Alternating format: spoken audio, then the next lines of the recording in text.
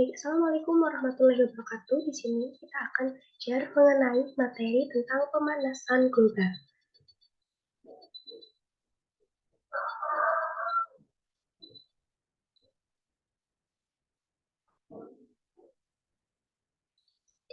Nah, di sini contoh konsep pemanasan global, yaitu, misalkan kita sedang berada di dalam mobil. Biasanya ketika kita sedang berada di dalam mobil ini, kita akan terasa panas pada siang hari. Nah, hal ini disebabkan karena adanya energi atau panas dari matahari yang masuk melalui kaca dalam ruang mobil sehingga nanti akan masuk energinya terperangkap di dalam mobil. Nah, energi matahari yang terperangkap di dalam mobil ini itu sebagian besar tidak dapat keluar lagi melalui kaca, sehingga menyebabkan suhu udara di dalam mobil itu naik, sehingga akan terasa panas apabila kita berada di dalam mobil pada siang hari.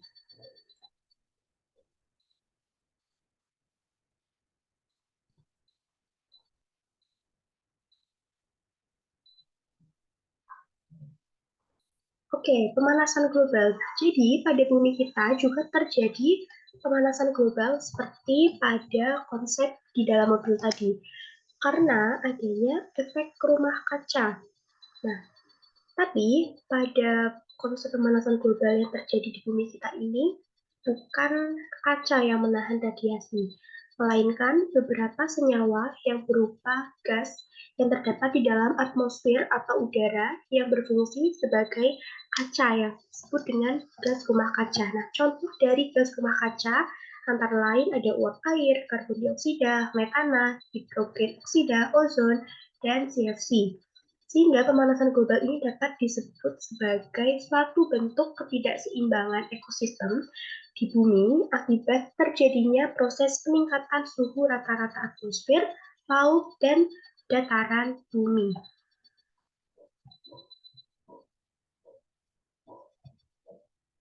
Selanjutnya, nah ini ada gambar tentang pemanasan global. Di sini ada sinar matahari, kemudian ini adalah tepian atmosfer. Nah, di sini ada beberapa benda seperti mobil, lalu ada pabrik-pabrik yang menghasilkan asap, lalu ada kebakaran hutan, dan ini ada gas CFC. Nah, sinar matahari yang dipancarkan ke bumi itu ada yang dipantulkan kembali ke atmosfer, ada yang diserap ke bumi yang menghasilkan panas. Nah, sinar matahari yang diserap oleh bumi ketika bertemu dengan mobil seperti pada konsep di awal tadi, nantinya itu dia akan dipantulkan kembali ke atmosfer bumi. Begitu juga dengan asap-asap yang terjadi akibat adanya pabrik. Di mana di sini seperti contohnya ada pembakaran bahan bakar fosil menghasilkan asap. Kemudian asapnya ini nanti akan seharusnya keluar dari atmosfer, tapi karena ini dipantulkan kembali dari tepian atmosfer sehingga menyebabkan suhu di bumi ini terasa panas. Nah, kemudian perusakan hutan itu mengurangi kapasitas penyerapan karbon dioksida. Jadi karena misal ada kebakaran hutan, itu kan nanti mengurangi produksi penyerapan CO2 yang dilakukan oleh tumbuhan itu. Begitu juga ketika pohon-pohon ditebangi, sehingga fungsi tumbuhan untuk menyerap karbon dioksida itu akan semakin berkurang, sehingga menyebabkan suhu di bumi ini terasa panas.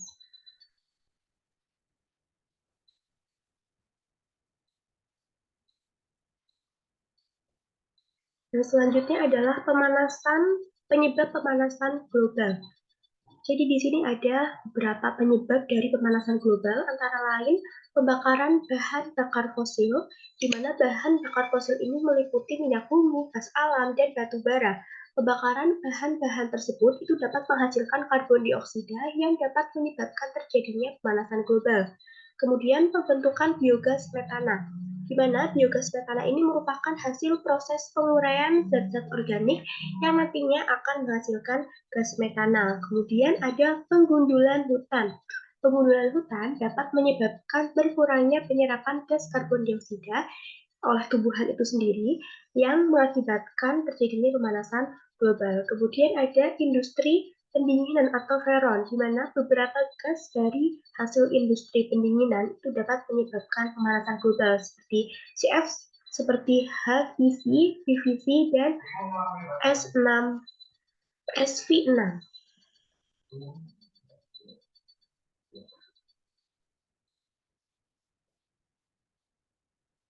Nah, selanjutnya di sini ada dampak perubahan akibat pemanasan global. Yang pertama, perubahan musim, di mana peningkatan temperatur bumi itu dapat menyebabkan musim kemarau menjadi lebih panjang. Kemudian mencairnya lapisan es kutub.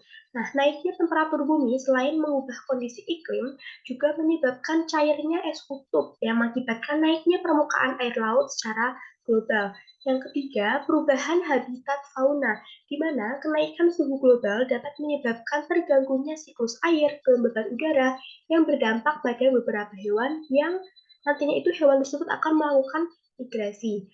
Punahnya flora dan fauna. Punahnya flora dan fauna ini disebabkan karena tidak dapatnya mereka untuk beradaptasi karena perubahan suhu di permukaan bumi yang ekstrim. Kemudian ada kerusakan terumbu karang.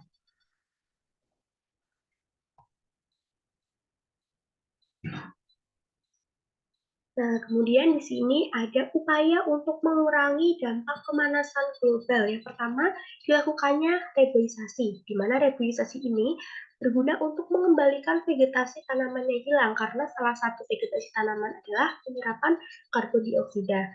Kemudian melakukan penghijauan, di mana berfungsi untuk membantu penyerapan gas karbon dioksida oleh tanaman itu. Lalu yang ketiga, upaya yang dapat dilakukan untuk mengurangi dampak pemanasan global yaitu dengan mengurangi eksplorasi batu bara, mengurangi CFC, di mana CFC ini dapat digantikan dengan bahan-bahan yang lebih ramah lingkungan. Nah, contoh dari CFC ini pada mesin pendingin. Kemudian upaya selanjutnya yaitu dengan meningkatkan efisiensi bahan bakar dan menggunakan energi alternatif yang lebih ramah dengan lingkungan.